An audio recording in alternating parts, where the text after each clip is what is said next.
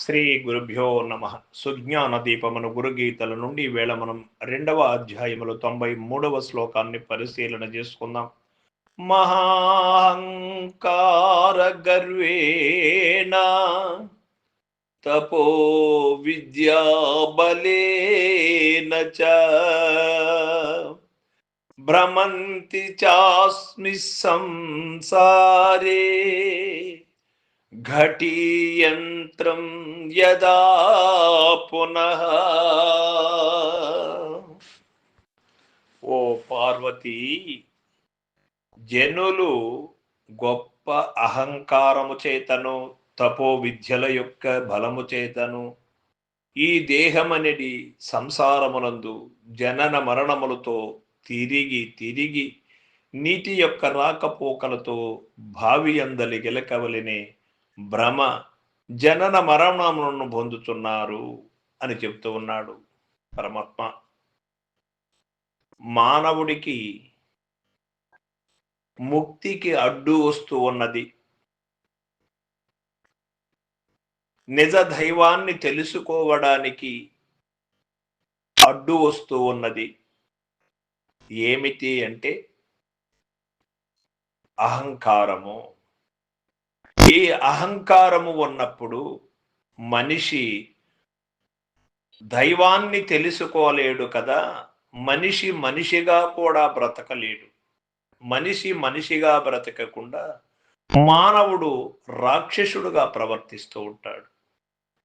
మానవుడు మాధవుడుగా పరిణతి చెందడం కాదు కదా, మానవత్వం నుండి దిగజారి రాక్షసత్వంలోకి వెళ్ళిపోతాడు ఈ అహంకారం యొక్క ప్రభావం వలన.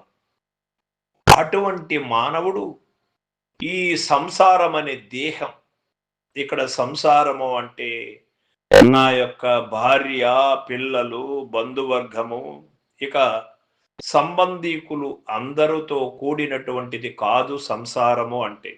సంసారము అంటే నా యొక్క దేహమే. ఈ దేహములోకి ఒక్కటిగా వచ్చినటువంటి జీవుడు ఒక్కటి, రెండై రెండు, మూడై మూడు, ఐదై ఐదైదుల 25, 25 96 తత్వములతో కూడుకొని ఇది శాఖోపశాఖలుగా దినదిన అభివృద్ధి చెందుతూ ఉంది ఈ మాయ దేహం. ఈ యొక్క దేహమే సంసారం. ఈ యొక్క దేహంలో ఉన్నటువంటి ఈ సంసారికులని అందరినీ కూడా ఏ విధంగా జయించాలి? అందుకే శ్రీకృష్ణ పరమాత్మ ఒక మాట అంటాడు మహాభారతంలో, అర్జున, ఈ కౌరవేయులను 100 మందిని హతమార్చడం సులభమే, కానీ నీలో ఉన్నటువంటి 96 మందిని నీవెట్లా హతమార్చగలవో అది చూసుకో అర్జున అంటాడు. తనలో ఉన్నటువంటి అరిసిద్వర్గములనే శత్రువులని హతమార్చుకోలేకుండా ఉన్నామే. నేను అనే అహంకారాన్ని మనం రూపమాపలేకుండా ఉన్నామే.